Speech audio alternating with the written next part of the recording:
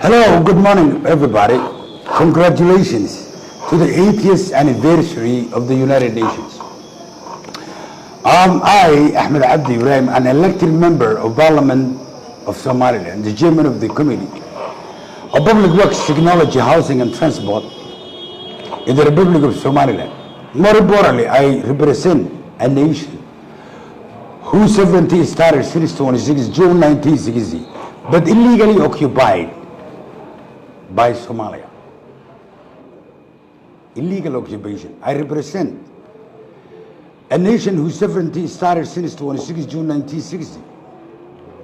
I write to you with profound respect and unwavering hope on behalf of this nation who are formally requesting your utmost consideration to admit Somaliland as a member state of the United Nations. Admission to the United Nations would not only affirm the rights of the Somaliland people, but also strengthen regional stability and global cooperation. We respectfully urge your office, Excellent Secretary Antonio Guterres, United Nations Headquarters, New York, 10017 in the United States. We specifically urge your office to initiate the necessary procedures to consider our application and to facilitate dialogue among member states regarding our states. We believe that the United Nations and the foremost institution for peace, justice, and self-determination has a moral and legal obligation to consider the aspirations of peoples who have demonstrated their readiness for responsible statehood. Please see the attached documents. We remain committed to peaceful engagement, regional cooperation, and the values enshrined in the UN Charter. We stand ready to contribute meaningfully to the global community as a sovereign and responsible member. Thank you. Going back to the history and the beginning of this nation, as a representative, we're in a critical position and submit this document to the Secretary General and the UN at large in specific attention to the legal office of the United Nations. We represent a nation whose sovereignty has been erased almost at the United Nations and whose rights have been consistently violated to this erosion. Procedural errors committed by the United Nations rendered Somaliland a de jure recognized country on 26 June 1960 stateless. Madagascar, formerly Malagasy, a state that gained independence on the same day as Somaliland, is listed at the United Nations. Somaliland is not. This letter serves as formal notice of complaint in the matter of state impersonation of Somaliland by that we call Somali. The current Republic of Somaliland is the same country that gained independence from the United Kingdom on 26 June 1960, and whose instruments are violated in the UN Treaty Series. Let me say about a couple of these articles that are listed within the United Nations. Number 5346, United Kingdom of Great Britain and Northern Ireland and Somaliland. That says interim agreement for United Kingdom aid mission signed at Hargeisa, Somaliland, on 26/06/1960, coming to force on 26 June 1960 by signature, in accordance with Article 8, registered by the United Kingdom of Great Britain and Northern Ireland on 13 September 1960. Number 5347, United Kingdom of Great Britain and Northern Ireland and Somaliland.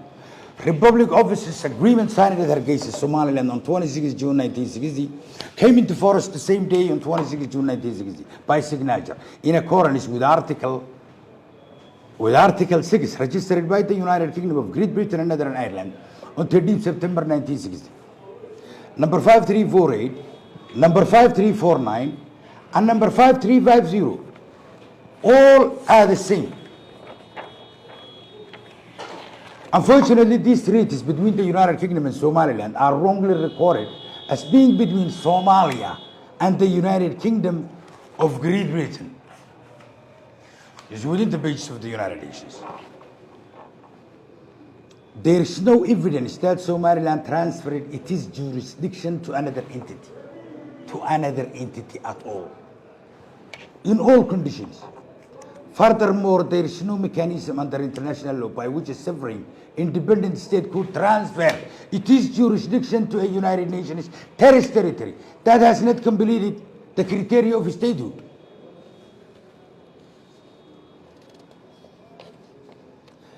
The United Nations Treaty Series has no record of instruments of statehood of the UN terrorist territory of Somalia, if claimed independent by that moment.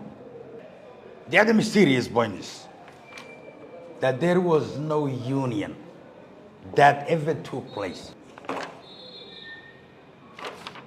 And there is no record in the UN treaties that any sort of a union has ever taken place. So we don't know. The United Nations, however, accepted instruments of union. But we don't know where that union and where that documents are in place. We don't know who registered it. We do not have it. Somalia do not have it. But there are telltale sort of sayings. If anybody has got, then let's find it. We do not believe the UN, however, was deliberate in the erasure, but lament the damage and human suffering this fatal mistake has caused and still causes, especially in Somaliland, where citizens are placed under harsh economic sanctions based on misidentification as a de facto separatist state, which is not totally right. The UN honors Somalia's claims to territorial integrity, although Somalia believes in the irredention expansionist ideology of Greece Somalia and abstained from the reunification of African colonial borders by the Organization for African Unity, current African Union in Cairo in 1964. There has never been a greater Somalia, but war against every nation and all over the bordering nations. Somalia irregular human rights abuses against Somalilanders are highly documented. Somalia has been rewarded by the UN and the international community, while Somaliland is shunned and sidelined. We know what happened in 1970, some sort of a drought, call it.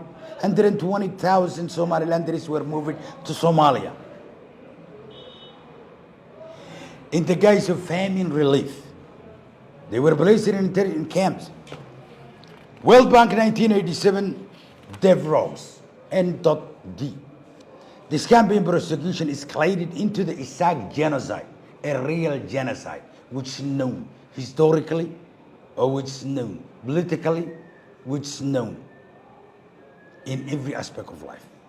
Of the 1980s, Somalian forces bombarded cities such as Hargeisa, Burco, and many other Isaac strongholds. Even in places like Mogadishu, Isaac were hunted down. Civilians were executed in mass. Water sources poisoned. Farmland and livestock destroyed. You can find also that Human Rights Watch in 1980. Today, Somalia continues to exploit its falsely attained UN seat to position itself as the legitimate voice of the region. Once again, the Horn of Africa has become a chessboard for greater power completion. Somalia uses international recognition to channel foreign funds, particularly from China, to destabilize Somaliland. In Las Ano town, in southern eastern Somaliland, bordering Somalia, these resources have fueled conflict. In conclusion, the United Nations must also acknowledge and act of the following. Somaliland has never authorized any other entity to use its streets, legal instruments of sovereign identification. The UN must recognize Somaliland's independence date 26 June 1960 in its official origins of former trust and non-self-governing territories, accurately stating British Somaliland became the independent state of Somaliland to the date, today, the 80th anniversary of the United Nations Day. The UN must immediately cease referring to the de jure of the Republic of Somaliland as British Somaliland. After 26 June 1960, this constitutes a deliberate and significant mischaracterization. The UN is now fully informed of this foundational error. The documents are clearly stated on all the pages of the United Nations. Any further inaction cannot be considered an oversight. Continued inaction will be seen as complicity in the denial of Somaliland's sovereignty and human rights. Somaliland has never authorized its instruments or statehood to be used by any other party.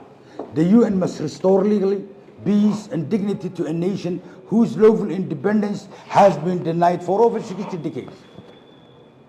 My nation, Somaliland, will continue to demand justice until this fundamental error is corrected and accountability is ensured.